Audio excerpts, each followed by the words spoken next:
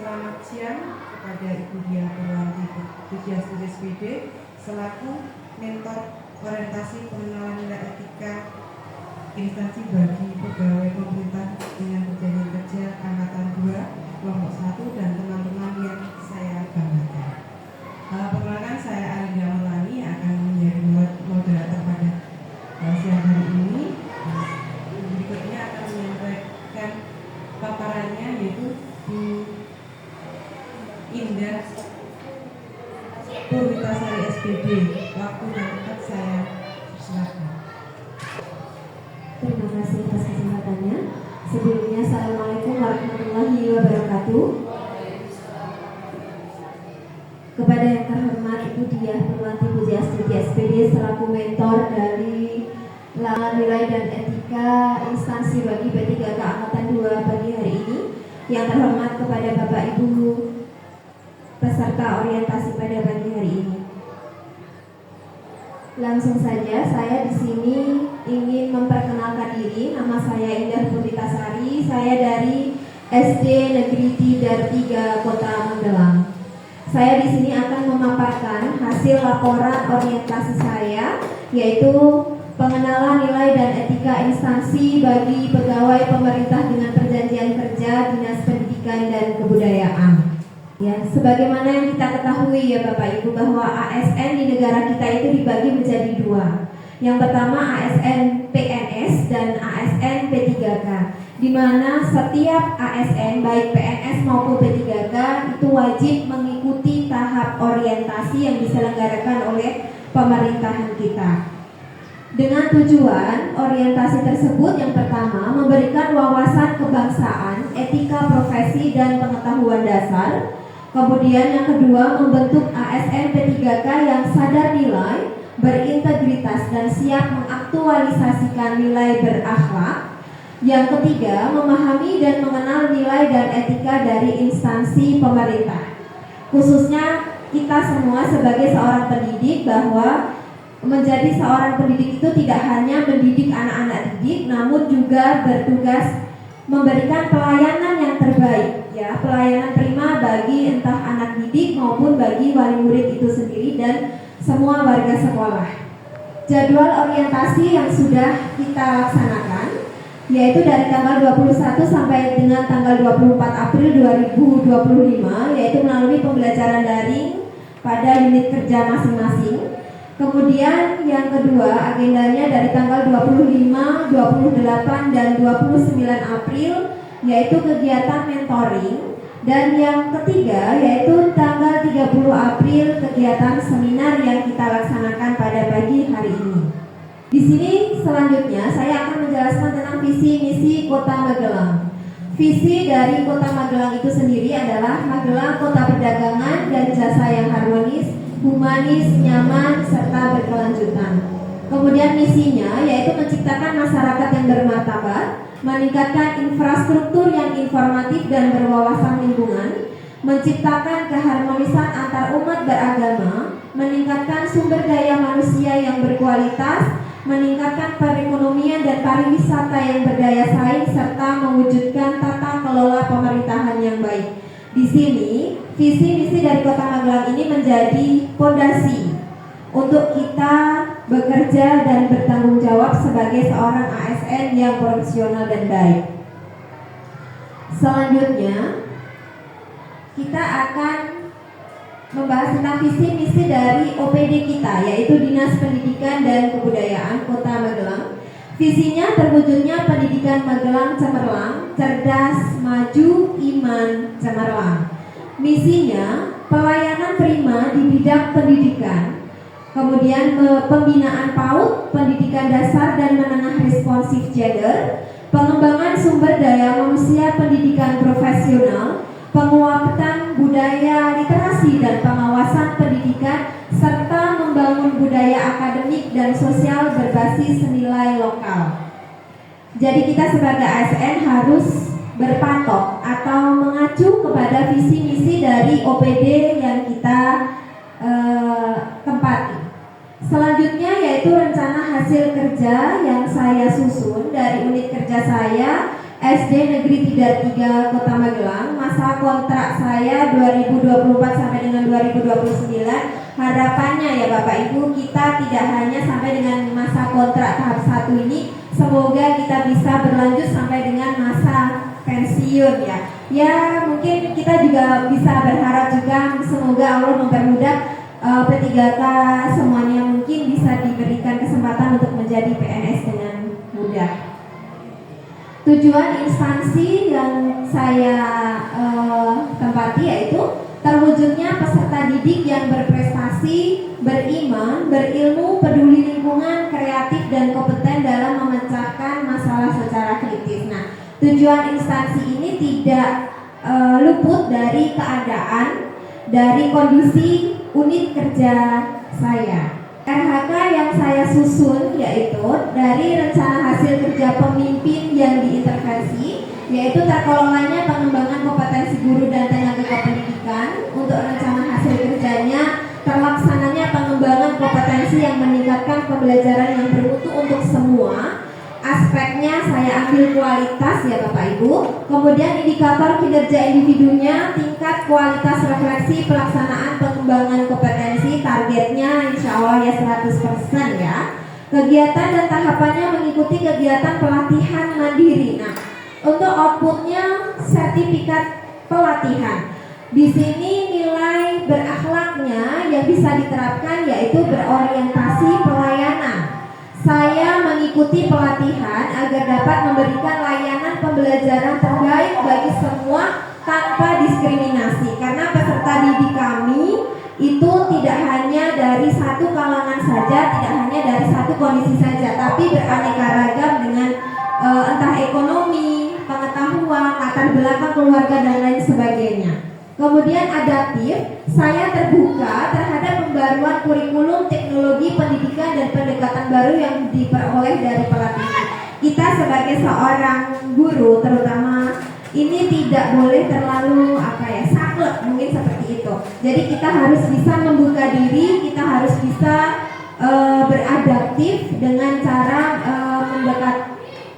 membangun atau meningkatkan keterampilan yang kita miliki. Dan yang terakhir adalah kompeten. Saya secara aktif meningkatkan pengetahuan dan keterampilan profesional melalui berbagai pelatihan dan komunitas belajar. Di sini saya menampilkan bukti dukungnya, yaitu sertifikat dari Kombel yang saya ikuti. Itu adalah Kombel Sambal Terasi dari SD Negeri Tidar 3 ya. Ya, di sini ini sebagai bukti bahwa saya sudah pernah mengikuti pelatihan gitu. Ini hanya salah satu contohnya saja.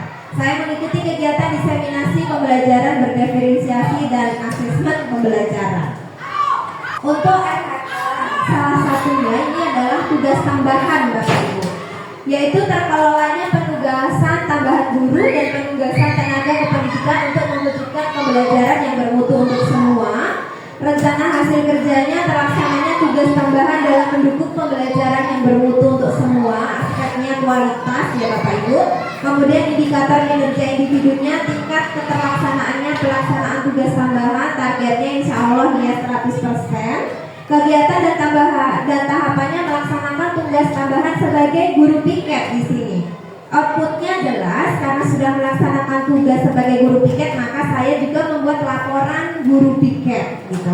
Penerapan nilai-nilai berakhlaknya, yang pertama yaitu berorientasi pelayanan. Saya menyambut siswa dengan ramah saat datang, membantu siswa yang memiliki kendala dan memastikan kenyamanan lingkungan sekolah. Nah, di sini membantu siswa yang memiliki kendala ini biasanya Bapak Ibu, kadang ada anak didik berangkat sekolah resleting jempol tidak diperbaiki oleh orang tuanya, sehingga kami yang piket pagi itu harus merapikan dulu gitu. Terkadang juga mereka berangkat dengan posisi kerah baju masih berdiri semua seperti itu ya. Harmonis, saya menjalin komunikasi yang santun dengan siswa, guru dan tenaga kependidikan saat menjalankan tugas piket ya.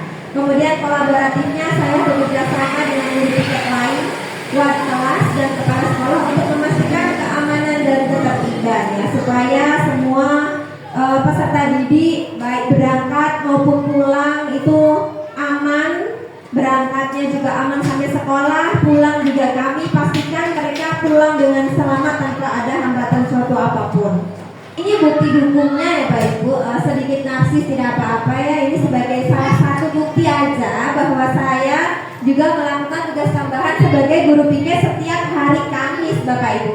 Di sini kesimpulan laporan yang sudah saya buat, yang pertama yaitu ASN P3K diharapkan mampu menjalankan tugas secara profesional dengan mengintegrasikan pemahaman terhadap etika profesi, penerapan hasil orientasi, serta penguasaan kebijakan strategis guna menunjang efektivitas kinerja dan kontribusi terhadap pembangunan nasional.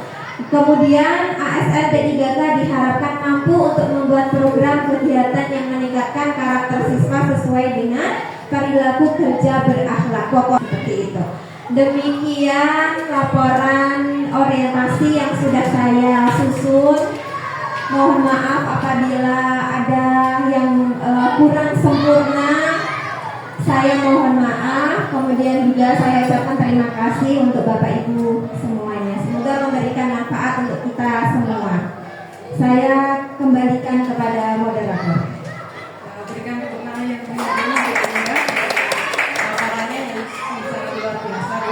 Selanjutnya yaitu sesi tanya jawab dari Bapak Ibu yang ingin memberikan tanggapan atau pertanyaan. Silakan. Terima kasih kepada Ibu Indah Putri yang telah memaparkan hasil laporan orientasi pengenalan nilai dan etika instansi dari PIK. Apa yang sudah Ibu Indah sampaikan itu sudah bagus, sudah luar biasa. Tapi ada satu hal yang ingin saya tanyakan, Bu Indah. Merujuk dari tujuan instansi sekolah Bu Indah, apakah program-program unggulan yang ada di sekolah Ibu Indah boleh Bu Indah berbagi untuk kita semua? Terima kasih untuk Bu Tika atas pertanyaannya. Merujuk pada tujuan instansi ya Bapak Ibu, bahwa sekolah kita itu memiliki program unggulan.